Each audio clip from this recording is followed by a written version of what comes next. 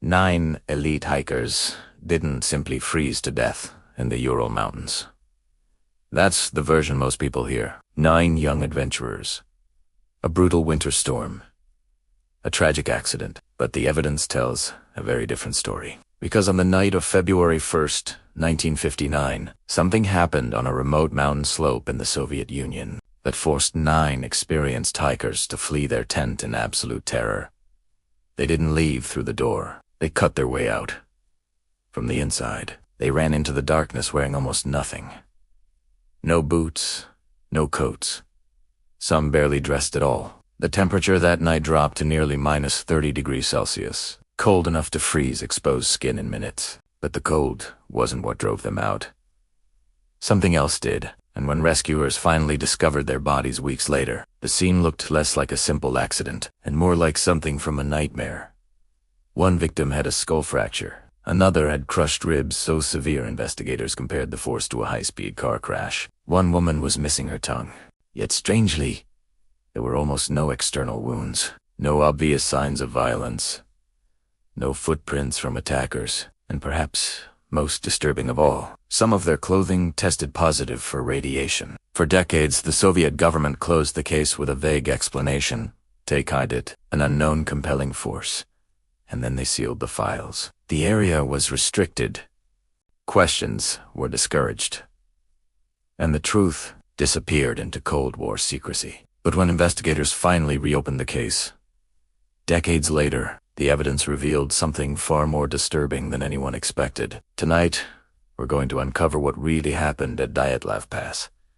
Why 9 skilled hikers ran screaming into a deadly snowstorm. Why Soviet authorities shut the investigation down so quickly. And why, even today, this case still refuses to be explained. Because the deeper you look into the Dyatlov Pass incident, the darker it becomes. To understand what happened that night, you have to go back to the beginning, the winter of 1959. The Cold War is at its peak. The Soviet Union is locked in a global arms race with the United States, nuclear weapons, experimental rockets, secret military programs scattered across remote regions of the country. Secrecy is absolute. Information is controlled. And in the far northern Ural Mountains, there are vast areas where almost anything can happen, and the outside world would never know. One of those places is a remote mountain known by the local Mansi people as Kolitsa. The name translates to something unsettling. Dead mountain. The slopes are barren, windswept, hostile to life. During winter, the temperatures plunge far below freezing, while violent winds whip across the open terrain. Few people ever traveled there. But in January 1959, a group of students from the Ural Polytechnic Institute decided to do exactly that. Their leader was a 23-year-old engineering student named Igor Dyatlov. Wasn't reckless. In fact, he was considered one of the most experienced hikers at the university. This expedition wasn't a casual trip. It was a Category 3 ski expedition, the highest difficulty rating in Soviet mountaineering. The goal was to travel more than 300 kilometers across the northern Ural range, through deep snow, in extreme winter conditions, for 16 days. Completing a journey like that would earn them elite certification in Soviet outdoor sports. Dyatlov carefully selected his team. Most of them were experienced hikers in their early 20s. There was Anita Komogorova, energetic and determined. Rustam Slobodin, known for his endurance and athletic ability. Lyudmila Dubininatov, and fearless despite being the youngest in the group. 2 friends, named Yuri Doroshenko and Yuri Krivanishenko. A quiet physics student, named Alexander Kalivatov, and Nikolai Tababrignol, a skilled skier. But one member of the team stood out. His name was Semyon Zaliteryev. Unlike the others, he wasn't a student. He was 38 years old. A decorated World War II veteran, and he had joined the expedition at the last minute. Strangely. Zolotaryev often introduced himself using a different name. Sasha. Even the other hikers didn't seem to know much about his past. That detail would become important later. On January 23, 1959, the group left the city of Sverdlovsk by train. They laughed, took photographs, wrote cheerful entries in their journals. Nothing suggested they were heading toward one of the most mysterious deaths in modern history. A few days into the journey, one member fell ill and turned back. That decision saved his life, because the remaining 9 hikers would never return. As they traveled deeper into the mountains, the weather grew worse. Heavy snow, blinding wind, temperatures dropping lower each day. Still, the group pushed forward. On February 1st, they reached the slopes of Kolatsiak. By late afternoon, the weather had deteriorated into near whiteout conditions. Visibility was poor. Wind blasted across the mountainside instead of descending into the forest for shelter. Dyatlov made a decision. He ordered the group to pitch their tent on the open slope. Investigators later questioned that choice. Camping on an exposed mountainside in those conditions was risky. But Dyatlov likely believed they had gone too far to retreat. So the group set up camp. They ate dinner, wrote in their journals, took a few final photographs. Then they settled into their large shared tent for the night. What happened next remains one of the most disturbing mysteries ever recorded.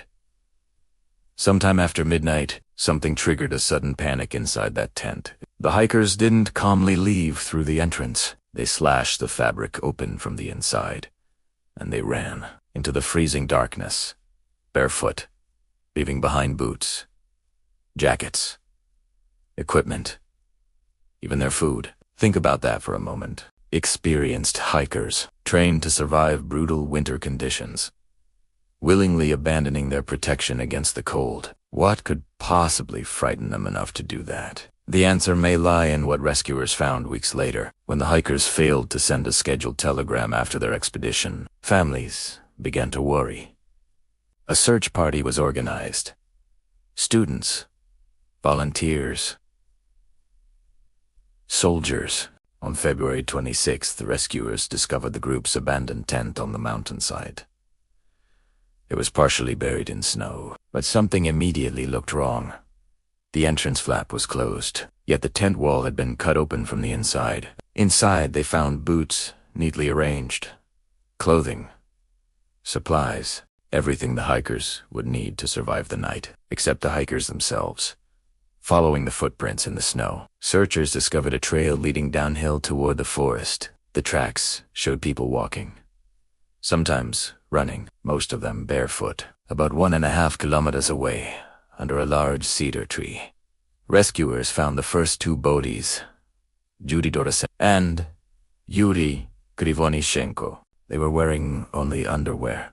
Their hands were badly burned. Investigators believed they had tried desperately to start a fire beneath the tree. The branches above them were broken nearly 5 meters up. Evidence suggested one of them had climbed the tree, possibly trying to see something in the distance. Then came another disturbing discovery. 3 more bodies were found between the tree and the abandoned tent.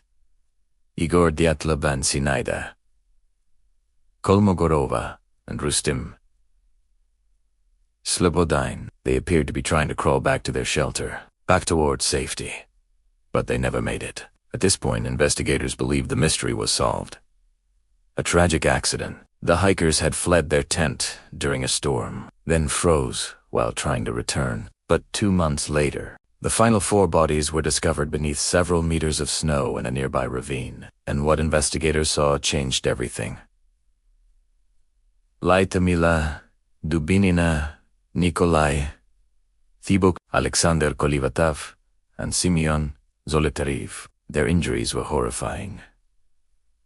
Thibaut Brignol had a massive skull fracture. Dubinina and Zolotarev both had crushed rib cages. The damage was so severe that forensic examiner Boris Vazrosteny said the force resembled a car crash. Yet their skin showed almost no external wounds, as if something had applied enormous pressure without breaking the surface. Then investigators noticed something even stranger. Dubinina was missing her tongue, part of her lips, and portions of facial tissue. Other bodies showed unusual skin discoloration. Some clothing tested positive for radiation contamination. Witnesses in nearby towns reported seeing strange, glowing orange spheres in the sky around the same time. What could cause injuries like that? An avalanche? A secret weapon? Something else? Entirely. The Soviet investigation didn't provide answers. Instead, they ended the case. In May 1959, the official conclusion was issued. The hikers died due to an unknown compelling force. That was it. No detailed explanation, no further investigation. And then the files were quietly classified. The mountain region was closed to hikers for several years. Media coverage faded. Families were left with unanswered questions. Some relatives noticed something disturbing during the funerals. Several of the victims' bodies had an unusual orange tint to their skin, but no one explained why. Rumors began to spread. Some people believed the hikers had encountered a secret Soviet weapons test. Others suspected an avalanche or a military parachute mine explosion. There were even theories involving escaped prisoners or unknown atmospheric phenomena, but the government never confirmed anything, and the mystery remained buried for decades, until the collapse of the Soviet Union. In the 1990s, many classified archives were finally opened. Investigators began reviewing the Dyatlov files again. Lead investigator Lev Ivanov admitted something shocking. He believed the hikers may have been exposed to experimental military activity. He also confirmed that authorities pressured him to stop asking questions. Modern scientists later analyzed the terrain and weather conditions using computer models. Their conclusion suggested a rare type of slab avalanche could have struck the tent during the night. Not a massive avalanche, but enough shifting snow to collapse the tent and frighten the hikers into fleeing.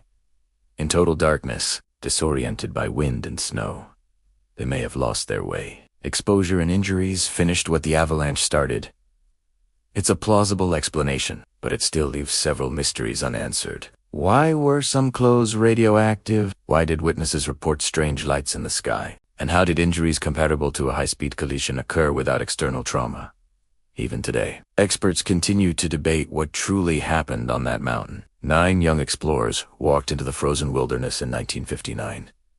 None of them came back. Their final moments remain hidden somewhere in the storm, on the slopes of Dead Mountain. Maybe it was an avalanche, maybe a military accident, or maybe something we still don't fully understand. But one thing is certain: the official story never told the whole truth, and the Dyatlov Pass mystery continues to haunt investigators more than 60 years later. Because sometimes the most terrifying part of history isn't what we know, it's what was covered up. If this story shocked you, you need to see the next one, because history is filled with events where the truth was hidden for decades. Hit the like button, subscribe to the channel, and remember, the next time someone tells you the Dyatlov Pass incident was just a simple accident, you'll know the story they tried to bury.